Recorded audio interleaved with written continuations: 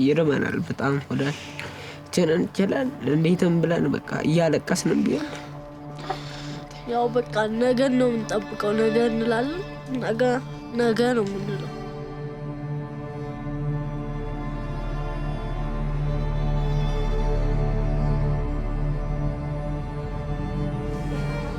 ከምግብ ጋር ተያይዞ እንዳጠቃላይ ማህበረሰቡ እንግዲህ ካለው የኢኮኖሚ መዋዠቅና የዋጋ ውድነት ምክንያት ብዙ ቻሌንጆች እየገጠሙት ነው ያለው ማህበረሰባችን።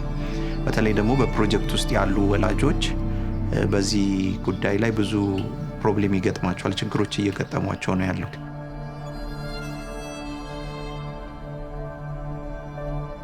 እመቤትን በተመለከተ እመቤት ወደ አሰላ ከመምጣቷ በፊት ኑሮዋ በአዲስ አበባ ነበረ። እነሱ ልጆቿ ከተወለዱ በኋላ ግን ከባለቤቷ ጋር ተለያዩ።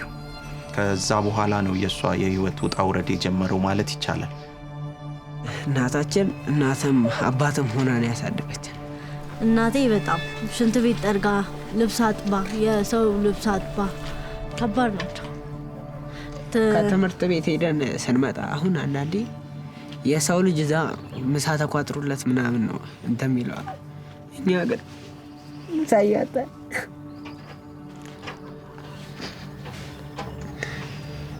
ከባድ ነው ብቻ እና በጣም ይርበን ነበረ እና እነሱ ሲያለቅሱ እኔ በጣም እጨነቅ ነበረ። በቃ በተለይ ደግሞ ከተፈጠረባት የኢኮኖሚ ጫና በራሱ ሳይኮሎጂካሊ የተጎዳችው ነገር አለ። ከባለቤቷ ጋር በመለያየቷ፣ ድጋፍ በማጣቷ፣ አይዞባሽ በማጣቷ የአእምሮ መታወክ ደረሰባት እና በጣም ጭንቀት ነው የያዘኝና በወቅቱ የሆንኩትን አላቅም። ለፈልፍም ነበር አሉ። ምንም የማውቀው ነገር የለም በወቅቱ።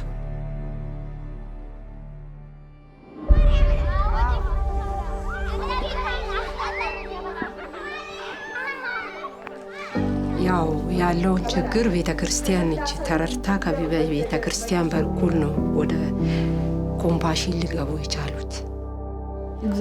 ቃል መጽሐፍ ቅዱስ ትምህርት ላይ ደግሞ በቃ የሚያስፈልገንን ነገር ያደርግልናል፣ ያስተምረናል። ስንታመም በራሱ ወጪ ነው የሚያሳክመን።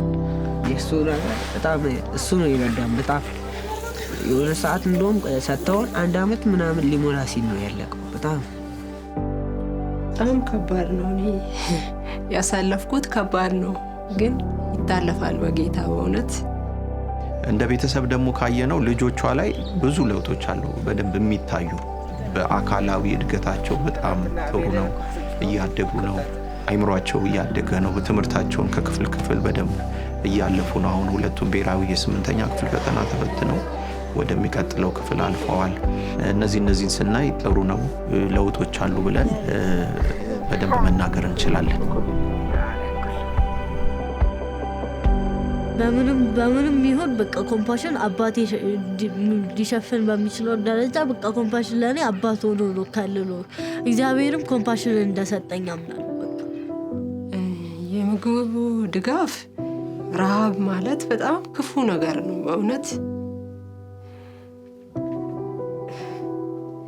በጣም ይከብደኛል ለመግለጽ እውነት። ረሃብ ማለት በጣም ከባድ ነው እና ከዛ ረሃብ ሲያልፉልን በጣም ደስታ ነው የሚሰማኝ።